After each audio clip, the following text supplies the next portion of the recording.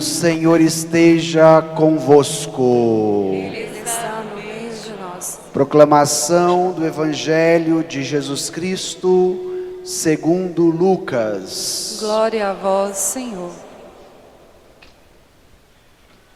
Naquele tempo, Jesus atravessava cidades e povoados, ensinando e prosseguindo o caminho para Jerusalém. Alguém lhe perguntou: Senhor, é verdade que são poucos os que se salvam?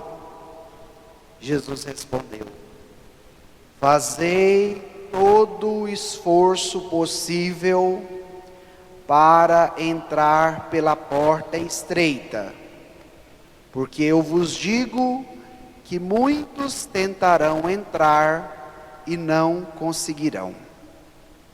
Uma vez que o dono da casa se levantar e fechar a porta, vós do lado de fora começareis a bater dizendo: Senhor, abre-nos a porta.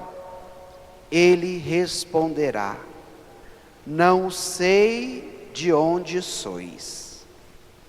Então começareis a dizer: nós comemos e bebemos diante de ti, e tu ensinastes em nossas praças.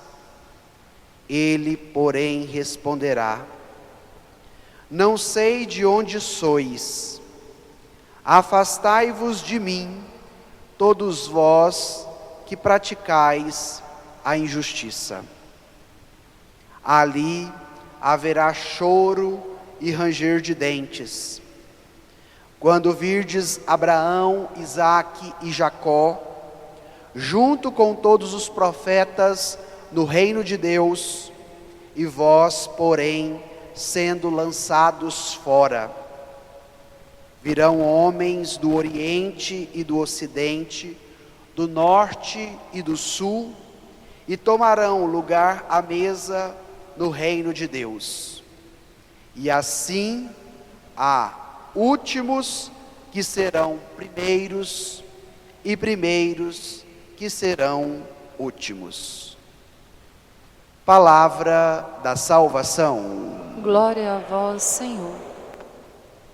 Podemos assentar? Irmãos e irmãs, hoje celebramos a liturgia do 21º domingo do tempo comum. E nós vamos acompanhando o caminho de Jesus para Jerusalém. E durante este caminho, Jesus vai falar muitas coisas que não agradarão os discípulos e muito menos a multidão no que diz respeito à missão dele como Messias. E por que é importante nós entendermos isso? Porque é dentro deste contexto que está o Evangelho de hoje, que vai puxar a nossa orelha. Então agora nós vamos retomar o texto. Pegue aí o seu folheto, o Evangelho de hoje, o versículo 22. Evangelho de hoje, capítulo 13, versículo 22. Vamos ler juntos esse versículo? Naquele tempo, Jesus atravessava cidades e povoados, ensinando e prosseguindo o caminho para Jerusalém. Paremos aqui. Vamos entender o contexto para chegarmos ao texto. A partir do capítulo 9 do Evangelho de São Lucas, Jesus anuncia aos seus discípulos a sua paixão. O Filho do Homem deverá ir a Jerusalém. Chegando lá, ele será entregue às mãos das autoridades, do sumo sacerdote, dos mestres e doutores da lei. ele deverá sofrer muito, vai morrer e ressuscitar ao terceiro dia. No capítulo 9 de São Lucas encontramos os primeiros anúncios da paixão. E quando Jesus anuncia isso, os discípulos e a multidão que o acompanhava fica com o pé atrás com Jesus, porque imaginaria que Jesus seria um rei político, que Jesus poderia conseguir muitos privilégios para os seus seguidores. E a partir do momento que Jesus rompe com essa mentalidade e fala de cruz, de dor, de sofrimento, estas pessoas se decepcionam com ele e muitos deixam de segui-lo, porque Jesus não vai suprir as minhas necessidades, porque Jesus não corresponde ao meu ideal, aquilo que eu queria que ele correspondesse. E aqui nós também devemos fazer um confronto a cada um. Quantas vezes eu deixo de seguir a Jesus, porque Jesus não supre as minhas necessidades? Quantas vezes eu me revolto contra Deus e até digo que Ele não existe, porque não aconteceu aquilo que eu queria para a minha vida? Então isso não é desde agora, mas desde a época que os discípulos caminhavam com Jesus. E Jesus não engana os seus discípulos. E aqui, gente, entra um tema que eu tenho batido muito na tecla aqui na paróquia, que se chama descontentamento. Eu sempre tenho provocado a vocês a refletirem. Já pararam para observar o quanto nós somos um povo descontente? O quanto nós reclamamos das coisas, que nada para nós está bom e tudo aquilo que é feito ainda é pouco. Então, deste espírito do Evangelho, nós precisamos também tirar um ensinamento para nós, aprendermos a louvar e agradecer mais do que reclamar e murmurar, e nos confiar inteiramente na vontade de Deus, sendo dóceis à vontade dEle para a nossa vida também, e escutando a Jesus que sempre fala conosco.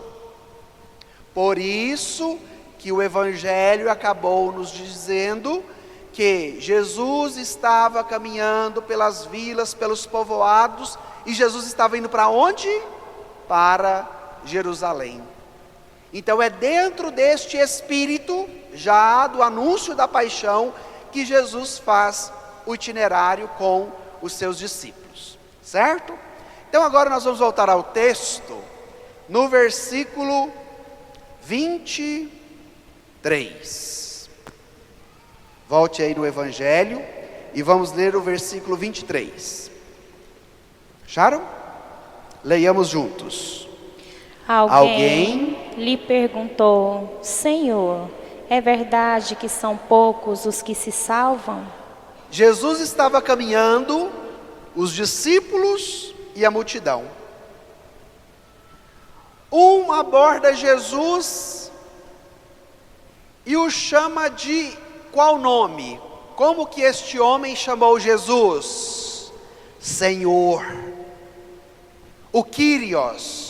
Ou seja, a pessoa que fala com Jesus era uma pessoa piedosa, porque ela o chama de Senhor. E esta pergunta que este homem faz para Jesus, ainda é uma pergunta muito atual para nós. Porque qual foi a pergunta que o homem fez para Jesus? Prestaram atenção no que vocês acabaram de ler? Qual foi a pergunta que o homem fez? É verdade que são poucos os que se salvam? Tem algumas igrejas que dão até o número de quantos serão salvos. E se você não for lá para aquela igreja, se você não estiver dentro daquele número, você não será salvo, não é assim? E aí os católicos ficam morrendo de medo, porque não conhecem a palavra de Deus, porque não conhecem a sua fé, e aí muitos por medo acabam indo, e pode correr o risco até de perder a salvação lá também. Outros já ficam assim, reféns desse pensamento. Nós temos um Deus que é justiceiro, que castiga, e se eu não andar certinho ao pé da letra, Ele vai me mandar para o inferno e eu vou perder a minha salvação. Ai meu Deus. Aí já tem o outro lado, né, do laxismo. Que isso, Deus não existe, céu não existe, inferno não existe, o que existe é só essa vida, então estando nessa vida eu posso fazer o que eu quero. Olha quantos pensamentos, quantas mentalidades podem nos nutrir a respeito deste questionamento. E é muito interessante a pedagogia de Jesus, porque a matemática de Jesus é uma matemática muito diferente da nossa. Enquanto ele vem perguntar quantos são, diante de uma cifra numérica, para saber se aquele povo estava sendo contemplado ou não, Jesus não entra neste dilema do número ou da quantidade de pessoas que serão salvas. Olha aonde Jesus vai entrar diante desta provocação. Voltemos ao texto agora, no versículo 24. Agora nós vamos ler esse versículo 24 bem forte, porque ele é muito importante para a compreensão que nós estamos fazendo hoje deste texto bíblico. Vamos ler juntos? Fazei todo o esforço possível para entrar pela porta estreita, porque eu vos digo que muitos tentarão entrar e não conseguirão. Paremos aqui. Enquanto o homem queria saber quantos serão os salvos, se seriam poucos ou se seriam muitos, Jesus, como eu acabei de dizer, não entra neste mérito do número, da quantidade, mas Jesus vai no princípio, porque a salvação dele é para todos. Mas não basta nós termos um Jesus que nos amou, que se entregou por nós, que morreu crucificado pelos nossos pecados, para nos salvar, se eu continuo de braços cruzados para Jesus. Aí Jesus vai nesse princípio: fazei todo esforço possível para entrar pela porta estreita. Agora nós vamos fazer algumas provocações. Diante do conteúdo do Evangelho, gente preguiçosa entra na salvação de Jesus? Não, porque para desfrutarmos é necessário o quê? Fazer esforço. E aqui eu quero confrontar vocês, diante da cultura que nós estamos vivendo, que é uma cultura do comodismo. Fazei todo o esforço possível para entrar pela porta estreita. Minha gente, agora é na porta, como diz o meu avô, que a porca torce o rabo. Por quê? Que tipo de porta é esta? Estreita. Estreita. E é muito interessante, quando nós vamos contextualizando a liturgia. Não sei se vocês se recordam, mas os 2 domingos anteriores ao domingo passado, que nós celebrávamos a Assunção de Nossa Senhora, Jesus nos contava as parábolas, ensinando sobre o reino dos céus, E ele falava para nós sobre o apego. E até contou aquela parábola. O homem que tinha muitas terras, colheu muito trigo, chegou a época da colheita, não tinha onde colocar, ele falou: agora eu vou construir grandes celeiros para colocar todo o meu trigo e todos os meus bens. E aí chega Deus e fala o que para o homem? Louco, hoje mesmo você será chamado. E aí tinha como ele levar o celeiro cheio de trigo?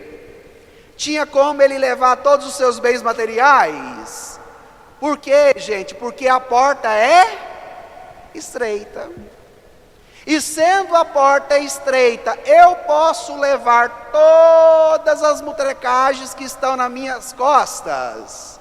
Não, porque quando chega na hora de passar pela porta estreita, eu não passo. Porque a porta foi feita para passar a pessoa, e não as coisas que a pessoa traz. E aqui nós precisamos voltar ao Evangelho de João, para saber quem é esta porta, porque a porta na qual Jesus fala no Evangelho de hoje, não é uma porta física, igual essa que a gente coloca na nossa casa, mas a porta que o Evangelho nos fala é o próprio Cristo, e nós compreendemos isso no Evangelho de João, quando Jesus vai dizer: eu sou a porta das ovelhas. E como ele estava indo para Jerusalém, como em Jerusalém ele seria morto, crucificado, sofreria muito, ele já preparava os discípulos para isso. E a porta, sendo Cristo e sendo estreita, simboliza que nela precisa passar a pessoa que está disposta a fazer a vontade do Pai. E aqui nós poderíamos voltar à festa do domingo passado, quando nós celebrávamos a Assunção de Maria, porque ela por excelência foi aquela que se dispôs a fazer a vontade do Pai, de renunciar os seus planos, os seus projetos, de mudar toda a rotina da sua vida, porque ela estava se preparando para casar com José, para ter uma vida comum, normal, como todas as jovens da sua época, e de repente o projeto de Deus mudou todos os planos, toda a agenda de Maria e toda a conduta de Maria.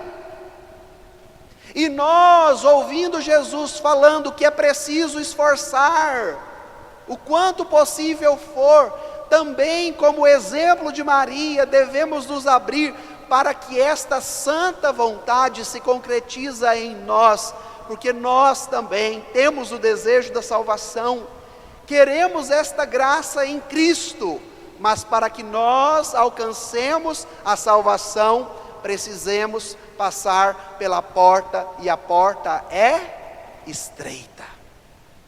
Por isso, pede de nós o esforço. E nós muitas vezes desanimamos, não é? Com qualquer tipo de esforço que a gente precisa fazer.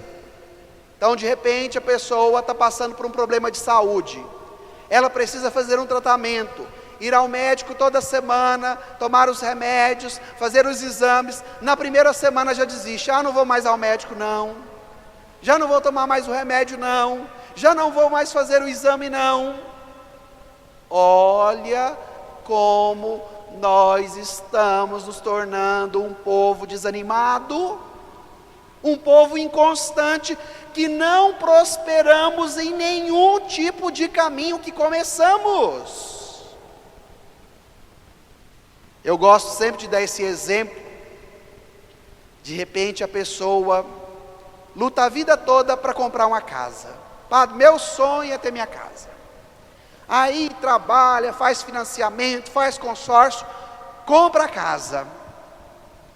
No primeiro mês, já está descontente com a casa, derrubando a parede da cozinha, porque eu não estou gostando dessa cozinha, puxando um barracãozinho lá no fundo, porque eu não estou contente com essa área que tem aqui. Não é assim? Ah, meu sonho, minha vontade, até aquela roupa, até aquele sapato. Vai lá, compra, parcela em 10 vezes e depois calça o sapato ou veste a roupa uma vez. Não gostei. Fica lá mofando dentro do guarda-roupa. Por quê, gente? Porque somos um povo inconstante. Porque já não queremos mais perseverar num caminho que precisa ser feito.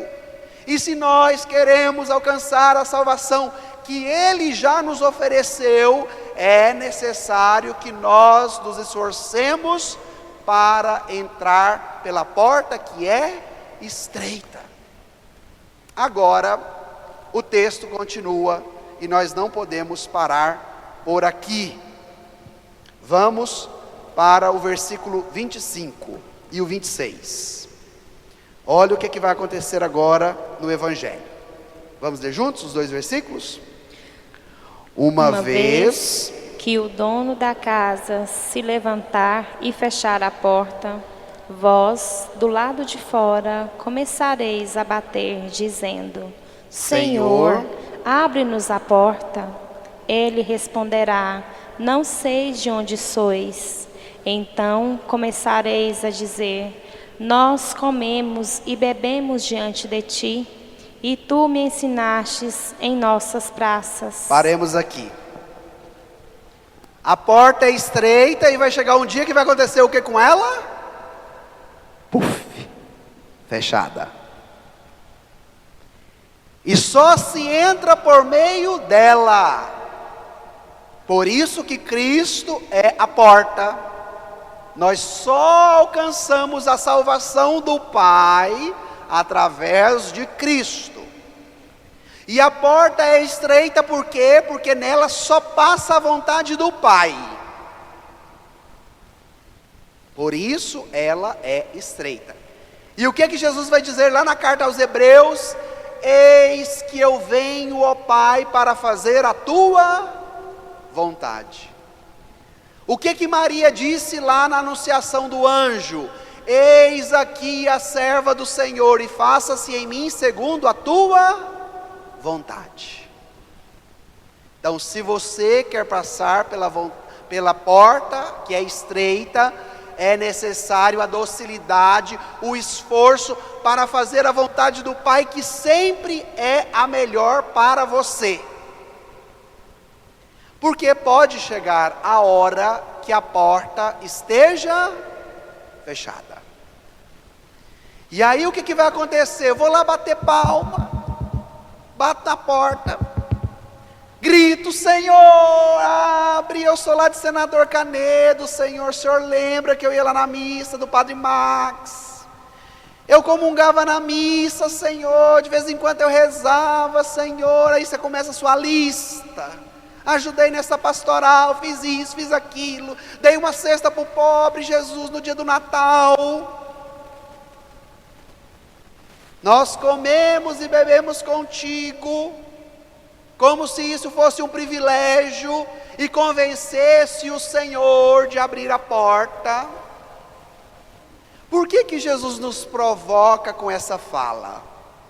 Porque Ele estava dizendo aos judeus, que também o escutavam, mas não acreditavam nele. Os judeus, o povo escolhido, os primeiros, o povo da aliança, que não se renderam à palavra, ao poder e à salvação de Jesus, porque não acreditaram nele. Então, depois que a porta se fechasse, não bastaria mais ficar batendo, dizendo: nós somos o povo eleito, nós somos o povo escolhido, nós comemos e bebemos contigo, porque a porta não será mais aberta. Por isso a Escritura vai nos provocar: buscai enquanto pode ser encontrado.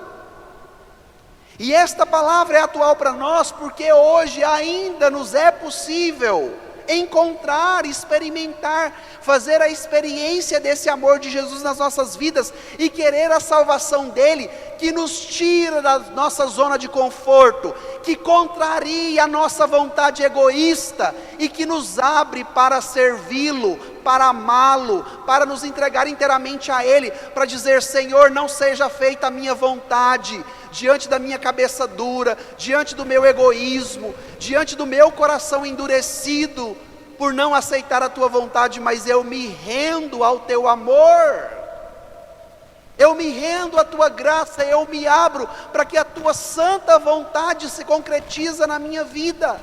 Então, se o Senhor me chamou para essa paróquia, para esse ministério, para esse serviço, eu vou me render à tua vontade, Senhor. Eis-me aqui porque me chamastes. Mas hoje nós temos muita dificuldade de fazer este exercício.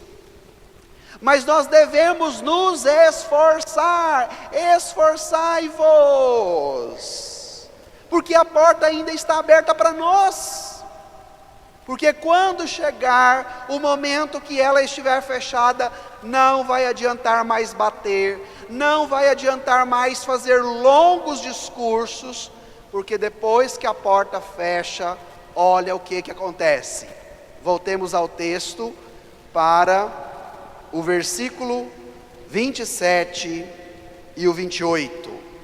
Presta atenção agora no que acontece depois que a porta fecha, versículo 27 e o versículo 28. Vamos ler juntos?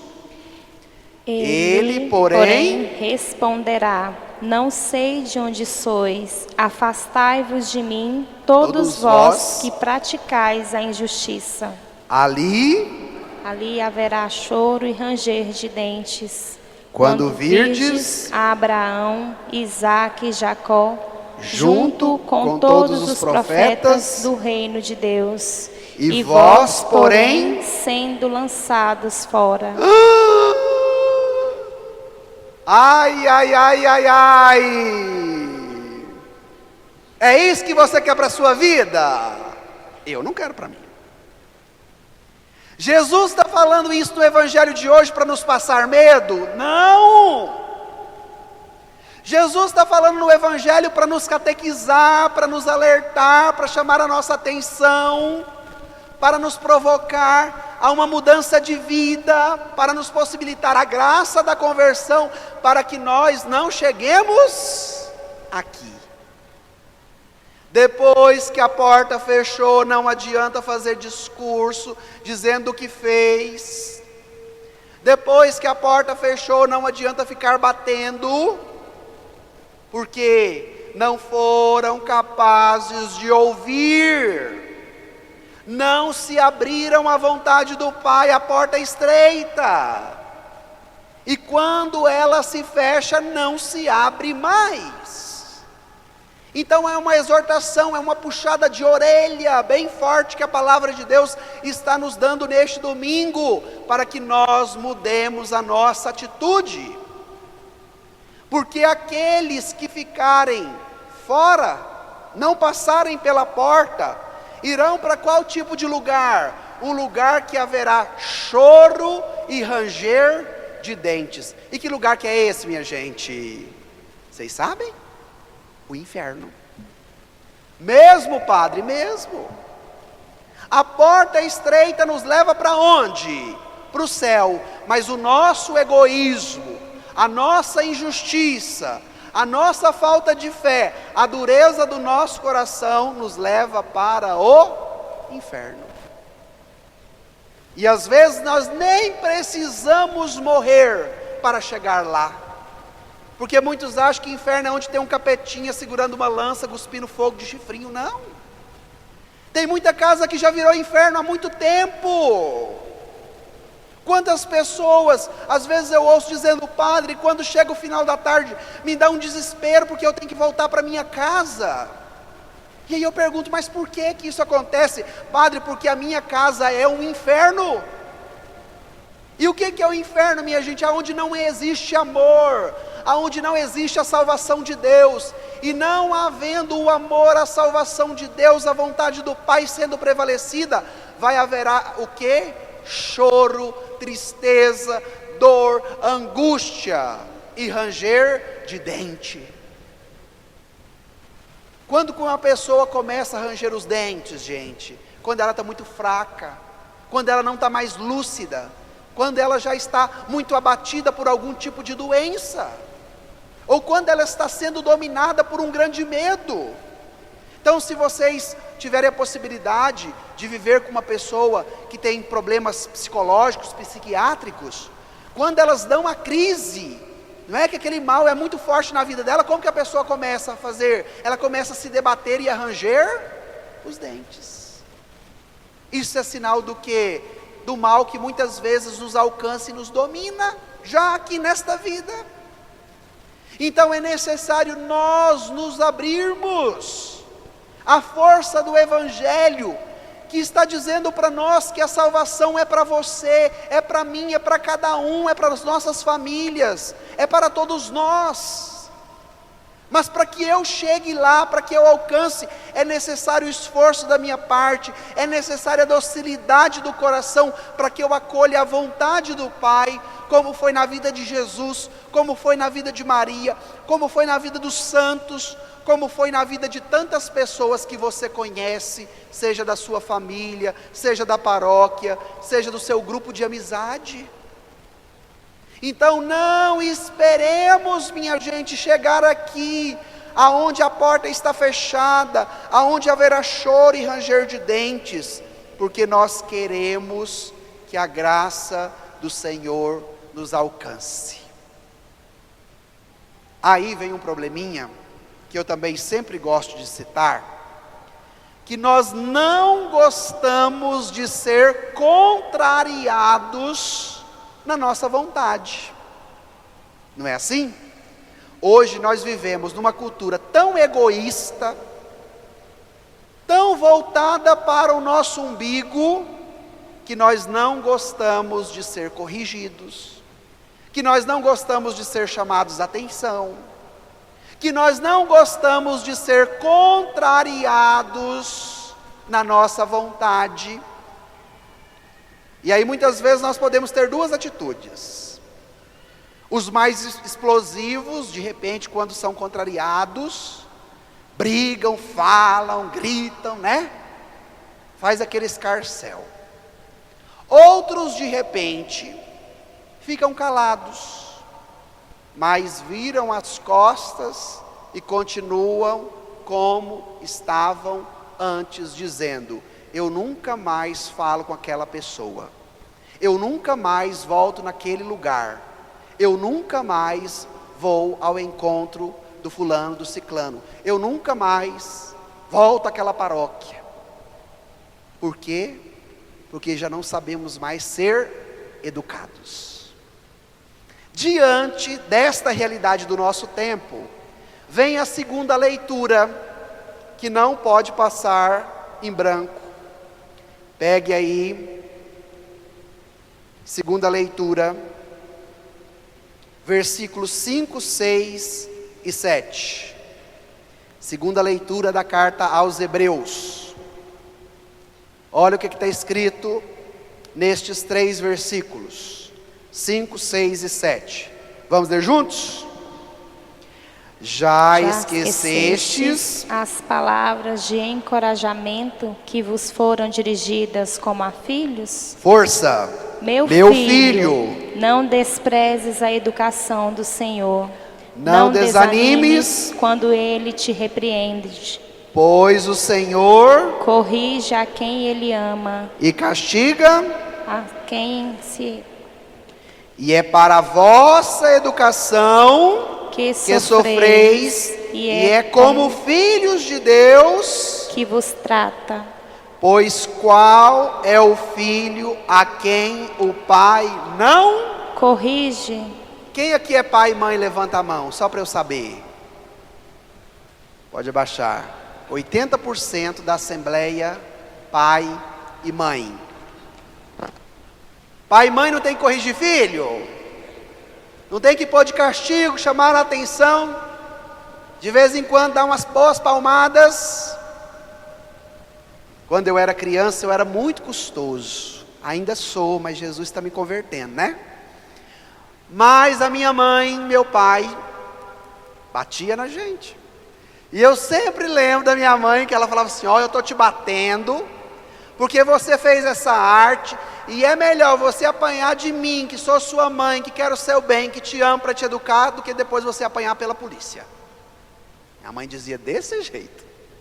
Então é melhor eu bater, eu educar, do que depois a polícia ter que bater, ter que educar. Por que eu estou pegando esse exemplo? Porque a palavra nos fala disso. Como vocês que são pais e mães, e vê muitas vezes que os filhos estão se desvirtuando para o caminho do erro, e eles precisam ser educados, hoje é Deus que é Pai, que fala para você e para mim: você é meu filho, minha filha amada, e você precisa ser educado. Você precisa ser educada. E como que o Pai nos educa? Por meio da palavra do seu Filho, por meio de Jesus. Então o chicotinho do Pai, gente, é o Evangelho de Jesus. E é por isso que nós precisamos ouvir Jesus falando: esforçai-vos para entrardes na porta estreita. Esforçai-vos para fazer a vontade do Pai. Esforçai-vos por uma vida de oração autêntica, pela busca da santidade, pelo desejo da comunhão com o Senhor através da sua palavra, através dos seus sacramentos. Então hoje, meu irmão, se abra à educação do Pai para você, e o Pai te educa por meio do Filho, através do Evangelho. Olha como o Senhor nos ama. Então, pois o Senhor corrige a quem Ele ama. Se a palavra de Deus hoje quer te corrigir, é porque Ele te ama.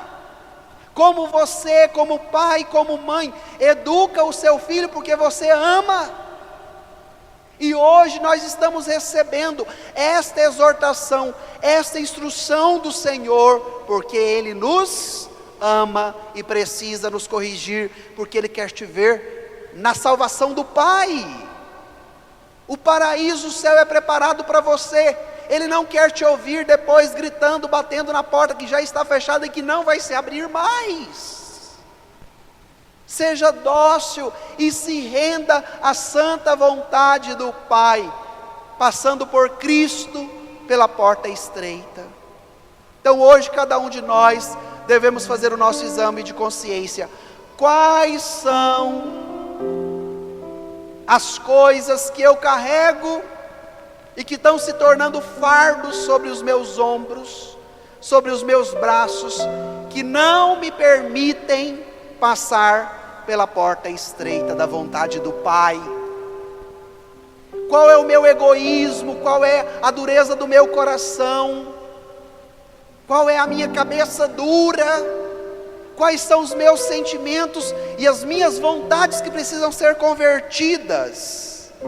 Pois qual é o pai qual é o filho a quem o pai não corrige? Mas a segunda leitura não terminou. Volta lá no versículo 11. Olha o que está escrito lá agora.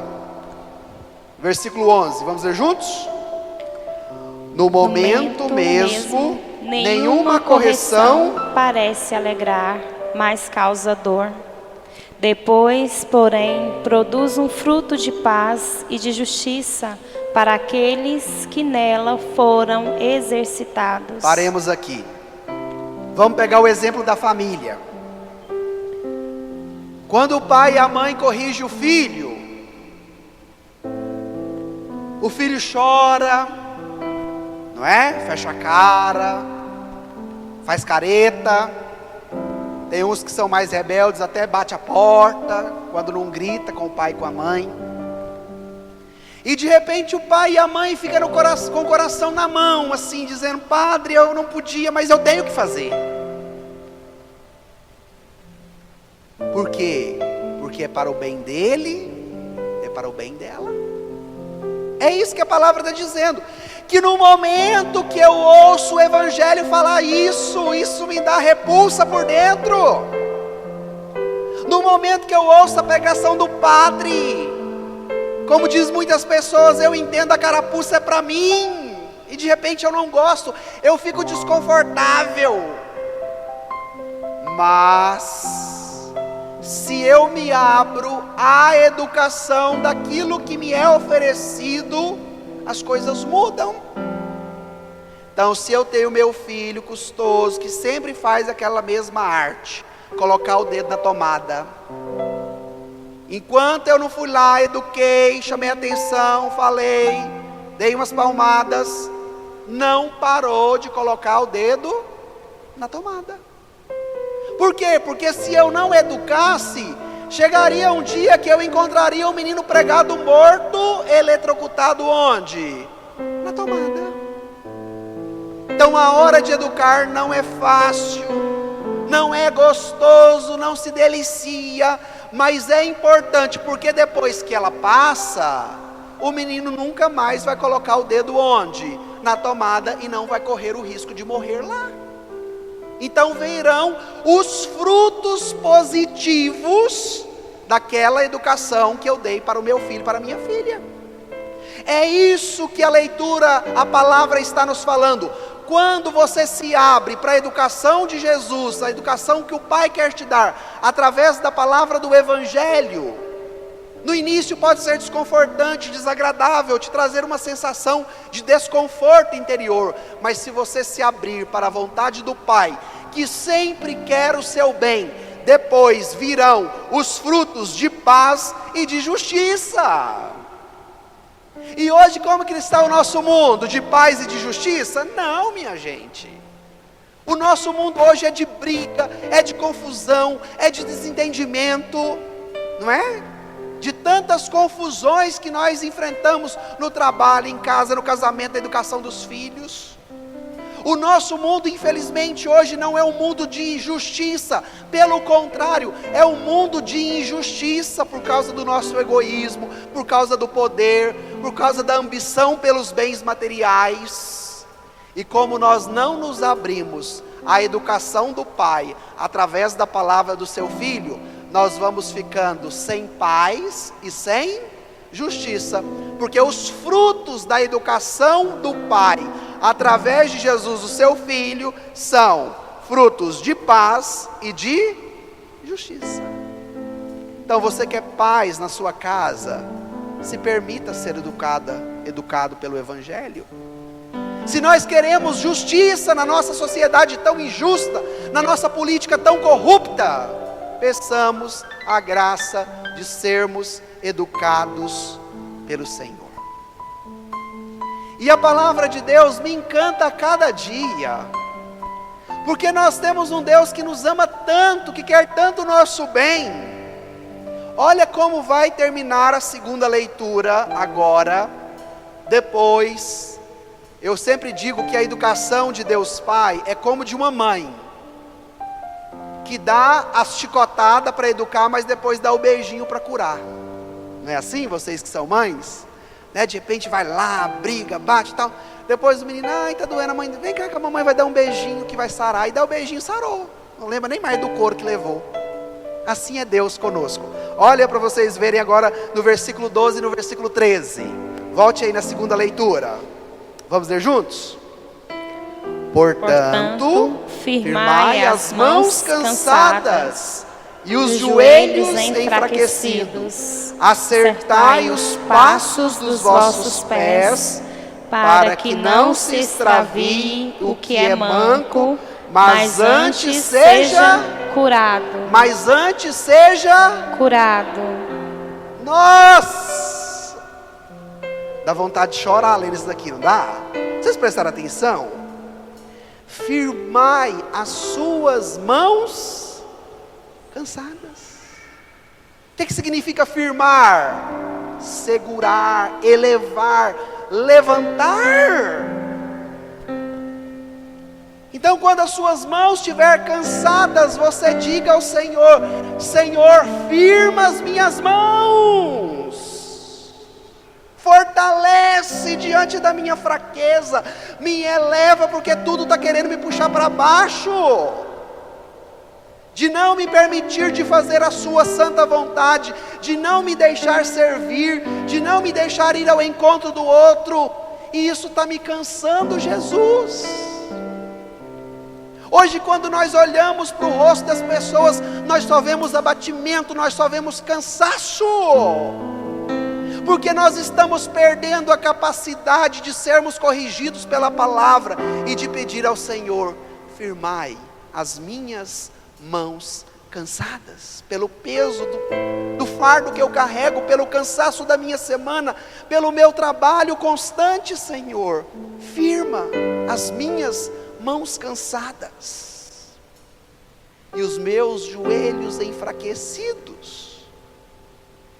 Porque quando o joelho está fraco, é possível ficar de pé? Não.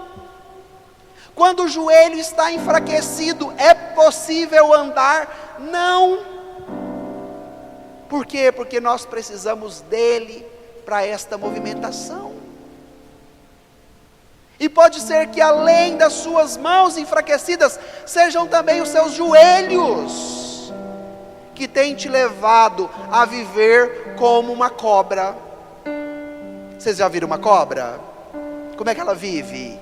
Rastejando pelo chão. E pode ser que você, não se abrindo à educação da palavra, escolheu viver uma vida de rastejar pelo chão, porque foi perdendo as forças dos joelhos. E agora você poderia perguntar: padre, como fortalecer o meu joelho enfraquecido? Aqui está a receita.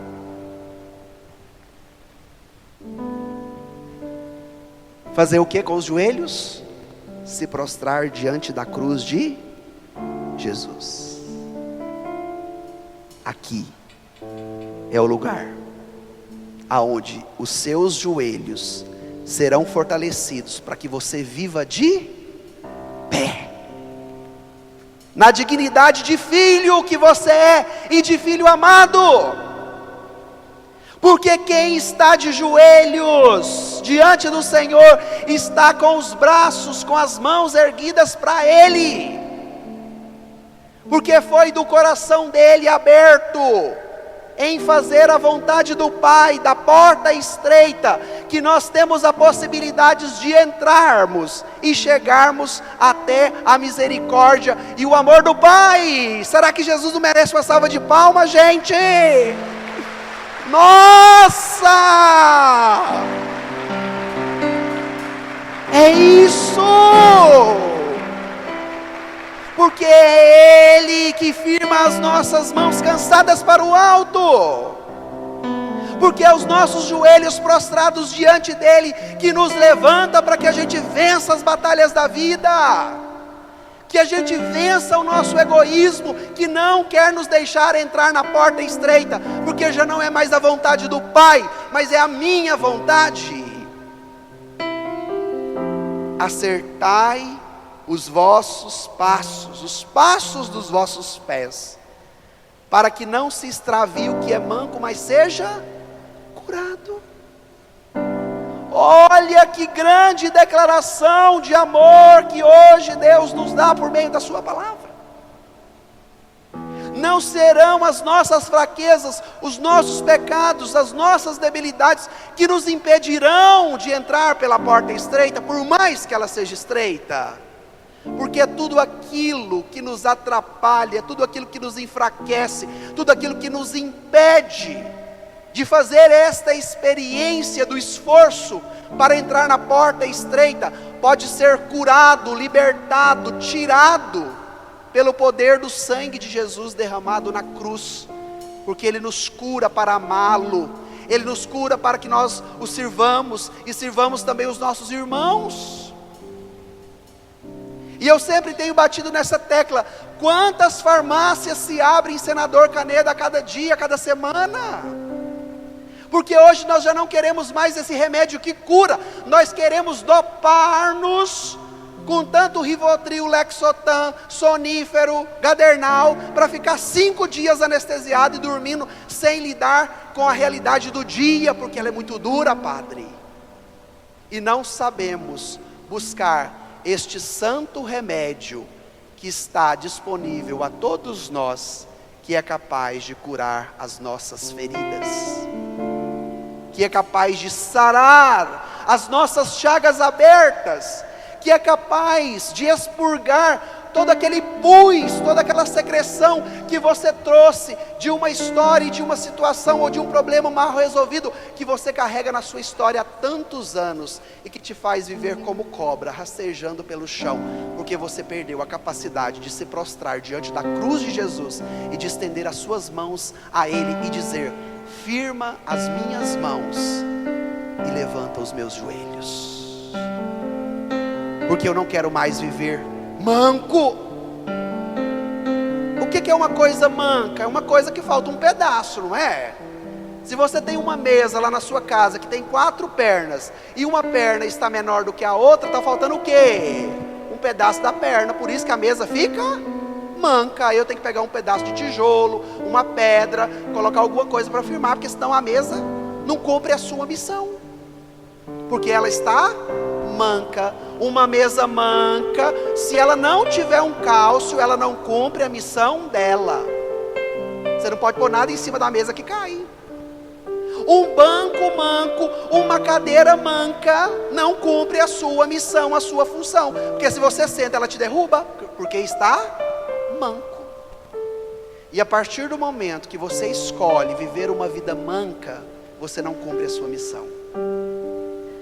A partir do momento que você escolhe viver um casamento manco, uma família manca, uma relação manca, você não cumpre mais a sua missão. Por isso, para que não se extravie o que é manco, mas antes seja curado, porque aquilo que falta, e se está faltando e está manco, é o Senhor que dá. Só que nós não acreditamos nessa palavra. Acreditamos em todos que falam, nessas correntes, nesse povo de horóscopo, que dá paz, que faz tantas coisas, mas não acreditamos na cura que o Senhor pode nos dar e quer nos dar, para que nós passemos pela porta estreita.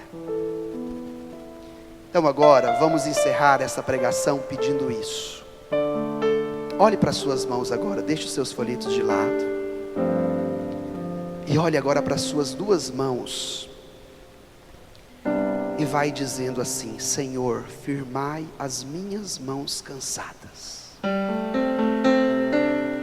Senhor, firmai as minhas mãos cansadas. Apresente agora todo o cansaço, tudo aquilo que te faz e que te fez desanimar, te impedindo de passar pela porta estreita. Peça ao Senhor: firmai, Senhor, as minhas mãos cansadas, para que a todo momento, Senhor, elas estejam estendidas a Ti, com a força que vem do alto, para que eu também seja forte. Põe a mão agora sobre os seus joelhos e diz: Senhor, firmai os meus joelhos enfraquecidos. Senhor, dai força aos meus joelhos fracos. Porque há quanto tempo eu não ajoelho mais, Jesus, para rezar? Há quanto tempo eu não me prostro mais na Tua presença, Senhor?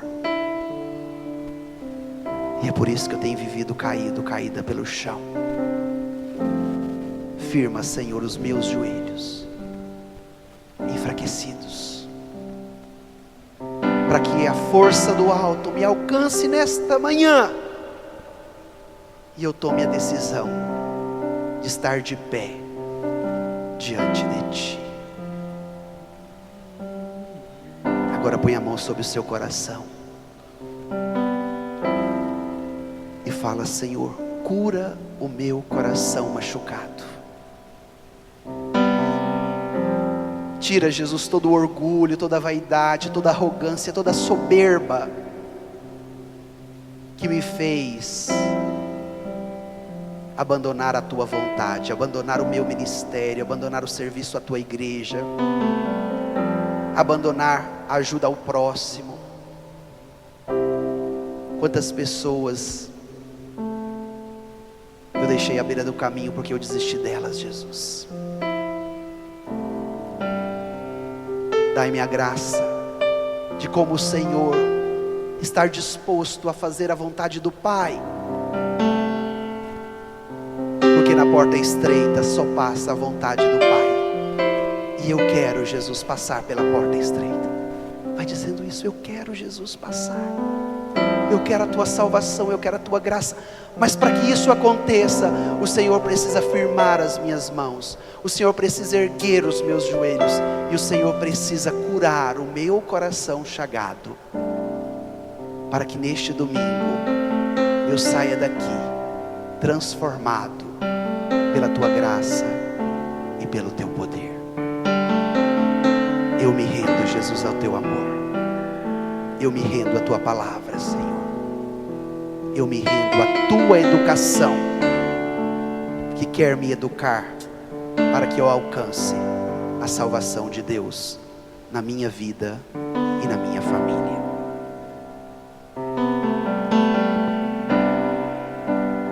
Eu me abro ao teu querer, eu me rendo à tua voz, quero me submeter.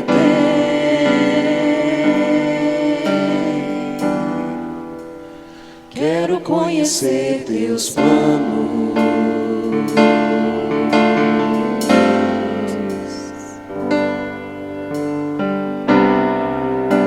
os passos que dei sem você só me fizeram fracassar, o tanto que eu já chorei.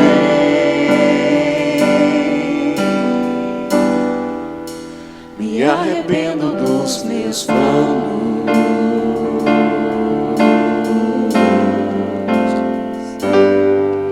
Sem ti nada posso fazer. Onde eu posso ir se o céu que eu procuro só virá por tua voz? Os meus passos são teus, o meu próximo minuto é teu. Se não for assim, não me deixe, dou minha mão para ti, fecho os olhos e confio em ti.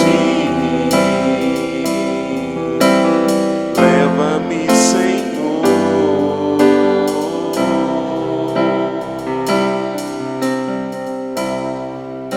Os meus passos são teus, o meu próximo minuto é teu. Se não for assim, não me deixe, dou minha mão para ti, fecho os olhos e confio em ti.